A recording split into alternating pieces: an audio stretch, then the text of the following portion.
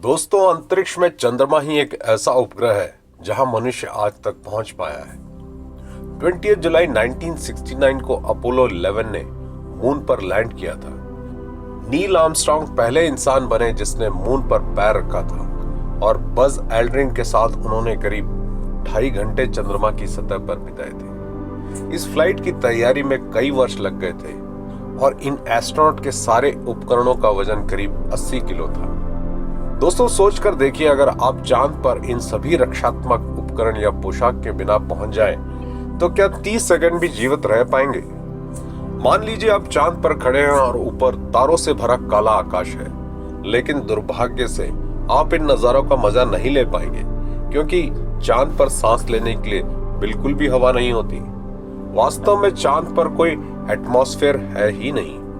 अगर इसकी तुलना हम पृथ्वी से करें तो ये करीब 10 ट्रिलियन गुना डेंस या सघन है। चांद पर मौजूद वायुमंडल की बात करें तो वो दरअसल में है ही नहीं। चांद के वायुमंडल की तुलना धरती के सबसे ऊपर वाली परतों से की जा सकती है, जहां ISS इंटरनेशनल स्पेस स्टेशन स्थित है। अच्छी बात यह है कि इन परिस्थितियों में इंसान अचानक नहीं मरेगा। उसके पास हाइपोक्सिया से पहले करीब 15 सेकंड होते हैं। यह उतना ही समय होता है जब रक्त में मौजूद ऑक्सीजन ब्रेन को सक्रिय रख सकता है। लेकिन हवा का ना होना सिर्फ चिंता का विषय नहीं है। आपने ब्लॉबफिश की शक्ल तो देखी ही होगी, जो दुनिया के सबसे दुखी प्राणी में गिनी जाती है। दरअसल इसका कारण प्रेशर में गिरावट है। यह मछली समुद्र की गहराई में पाई जाती है, जो कि एकदम नॉर्मल दिखाई देती है, लेकिन जैसे ही उसको पकड़कर सतह पर लाया जाता है, प्रेशर में गिरावट के कारण ये फूल जाती है। चांद पर इंसान की हालत भी कुछ ऐसी मछली की तरह हो जाएगी, क्योंकि वास्तव में वहां प्रेशर बहुत ही कम है। धरती की वायुमंडल पर 15 से 20 टन द्रव्यमान एक अडल्ट के शरीर पर पड़ता है, जिसको हम महसूस नहीं करते, क्योंकि पहले हवा का प्रेशर हमें हर तरफ से दबाता है। हमारे शरीर के अंदर का प्रेशर बाहरी प्रेशर के बराबर होता है, लेकिन चांद पर लो प्रेशर होने के कारण आपके रक्त में मौजूद नाइट्रोजन बुलबुले बनकर बहने लगते हैं। आपके हाथ और पैर एक गुब्बारे की तरह फूलने लगेंगे, लेकिन आपके चर्मों की इलास्टिसिटी की वजह से आप फटेंगे नहीं। बस अपने सांस को रोकने की कोशिश मत कीजिएगा, क्योंकि इतने कम प्रेशर में आप भी वही कष्ट का सामना करेंगे जो तेजी से ऊपर आते हुए डाइवर्स करते हैं, यानी कि फेफड़ों का फटना। ऐसी स्थिति में सांस छोड़ना ही बेहतर होगा। यही नहीं, आपके शरीर में मौजूद सारा पानी उबलने लगेगा।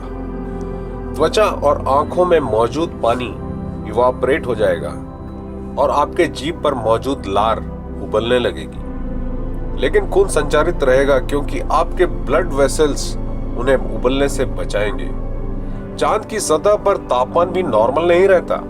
दिन के समय में तो ये 127 डिग्री या 260 फ़ारेनहाइट तक पहुंच जाता है, और रात में इसका उल्टा तापमान -173 डिग्री सेल्सियस यानी -279 फ़ारेनहाइट तक गिर जाता है। दोस्तों, आपका चांद पर बिताया गया एक दिन पृथ्वी के 29 दिनों के बराबर होगा, यानी 14.5 दिन प्रकाश में, उतना ही अंधेरे में। इसलिए आप भी अपोलो 11 की तरह उतरने के लिए सुबह का वक्त ही चुनिएगा, जब सतह ठंडी नहीं होगी और तपने के लिए काफी समय रहता है। अगर गलती से आप रात को भी उतर जाते हैं तो आप तुरंत जमेंगे नहीं। वैसे तो 3 तरह की ताप या हीट का स्थानांतरण होता है, कंडक्शन, कन्वेक्शन और रेडिएशन। लेकिन वायुमंडल ना होने के कारण यहाँ सिर्फ थर्मल रेडिएशन होता है, जिसके फलस्वरूप शरीर का तापमान धीरे धीरे कम होता है। जब आप चांद की सतह पर खड़े हैं तो इसका मतलब है थर्मल रेडिएशन के साथ एक और तरह की ताप का स्थानांतरण हो रहा है, कंडक्शन। लेकिन चांद की सतह तापमान को अच्छी तरह रोक नहीं पाती, इसलिए आप जमेंगे नहीं आगे के 30 सेकंड में। और गलती से अगर आप दोपहर में पहुंचते हैं तो कुछ ही सेकंडों में आप सोलर रेडिएशन से जल जाएंगे। धरती पर हम ओजोन लेयर होने की वजह से सूर्य के अल्ट्रावायलेट रेडिएशन से बच जाते हैं, लेकिन चांद पर ऐसी कोई लेयर नहीं, इसलिए वहां खड़ा रहना भी नामुमकिन होगा। धरती के इस उपग्रह की चुंबकीय मैग्नेटिक प्रभाव भी काफी कम है। इसका मतलब आप और सौर ब्रह्मांड की किरणों के भी शिकार बनेंगे। वैज्ञानिकों का मानना है चांद पर पूरे वर्ष रेडिएशन की मात्रा 100 से 380 एमएसवी होती है, जहां 1 एमएसवी 3 चेस्ट एक्सरे के बराबर होती है। जिसका मतलब अगर आप 1 साल रहते हैं तो उतना ही रेडिएशन प्राप्त करेंगे जितना कि 300 से 1140 एक्सरेज की होती है, जो एक लंबी बीमारी का कारण बन सकती है। लेकिन तब नहीं जब चांद सौर चक्र से मेल खाता हो, जो कि 11 साल में होता है। उस दौरान सूर्य बहुत ही अधिक मात्रा में एक्सरे और गामा रेज उगलता है। ऐसी स्थिति में मृत्यु निश्चित है। इसके साथ चांद और भी एक समस्या के साथ इंतजार कर रहा है, वो है धूल या रेगोलिथ। जहां नील आर्मस्ट्रांग ने अपने पैर की छाप छोड़ी थी, हवा ना चलने की वजह से यह निशान आपको आज भी मिल जाएगा। इन नाशवान धूल से बचने के लिए आपको स्पेस सूट पहनना ही पड़ेगा। दोस्तों, आपने चांद पर बड़े बड़े गड्ढे तो देखे ही होंगे। ये उन मेटेओराइट या उल्का पिंड की वर्षा का नतीजा है जो आज से 3.87 बिलियन वर्षों पहले चांद पर हुआ था। वैसे तो ये मेटेओराइट आज भी गिरते रहते हैं, जो कि कभी छोटे और कभी बहुत ही विशाल आकार के होते हैं। 2014 में स्पेनिश एस्ट्रोनॉमर ने 400 किलो के एक मेटेओराइट को टकराते हुए देखा था। अगर आप गलती से ऐसे किसी उल्का पिंड के पास खड़े हैं तो 30 सेकंड से पहले आपका काम तमाम हो जाएगा। जब ऐसे उल्का पिंड गिरते हैं तो चांद पर मौजूद पत्थरों से टकराकर नाशवान धूल का उत्पन्न करते हैं। ये कण बहुत छोटे होते हैं, जो कि 0.03 से 1 mm तक के होते हैं। यह धूल छोटे होने के साथ काफी नुकीले भी होते हैं, जो फेफड़ों को नुकसान पहुंचा सकते हैं। चांद की यह धूल सौर शक्ति से पॉजिटिव इलेक्ट्रिक चार्ज में तब्दील हो जाती है, इसलिए सतह से ऊपर रहने में ही भलाई है। यह धूल आंखों में इरिटेशन के साथ साइनसाइटिस के कारण भी बन सकती है, तो आपके 30 सेकंड भी गए।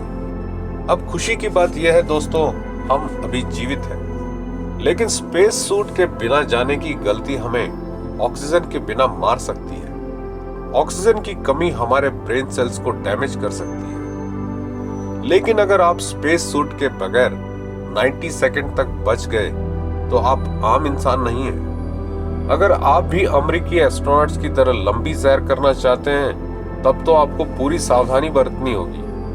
नासा ने चांद पर वापस जाने के लिए खास सूट का प्रक्षेपण किया है, जो करीब 91 केजी या 200 पाउंड्स का है। चांद की गुरुत्वाकर्षण या ग्रेविटी पृथ्वी से 6 गुना कम है, तो इस सूट को बनाने वालों का मानना है कि एस्ट्रोनॉट्स को अब चांद पर उछलना नहीं पड़ेगा और यह धूल और रेडिएशन से भी बचाव करेगा, जिसे पहनकर 8 घंटे तक चला जा सकता है। माना जाता है इसे पहनकर एक बार फिर अमेरिकी चांद पर 2024 तक पहुंचेंगे और 2028 तक चांद पर पहला बेस भी बनाएंगे। नासा का यह मून मिशन आर्टेमिस प्रोग्राम कहलाता है। दोस्तों, आपको यह जानकर के आश्चर्य होगा कि 1969 से 1972 के दौरान अपोलो प्रोग्राम के तहत 6 उड़ानें भरी गई थी, जिसमें 12 लोग चांद पर लैंड कर चुके हैं। इनमें सबसे देर तक चलने वाले थे जर्न सर्नेन और हैरिसन श्मिट, जो कि करीब 7 घंटे और 36 मिनट चांद पर रहे थे। और एस्ट्रोनॉट एलन शेपर्ड तो चांद पर गोल भी खेलाए। आप देख सकते हैं कि चांद पर इतनी कठिनाई होने के बावजूद ये हमारा सबसे मेहमान नवाज प्राकृतिक उपग्रह है, और वो दिन दूर नहीं, चांद पर घूमना एक आम बात होगी। दोस्तों, अगर आपको ये वीडियो अच्छा लगा हो और ऐसे ढेर सारे रोमांचक और रहस्यमय वीडियोस को देखना चाहते हैं तो सब्सक्राइब करना ना भूलें। इस वीडियो को देखने के लिए आपका शुक्रिया।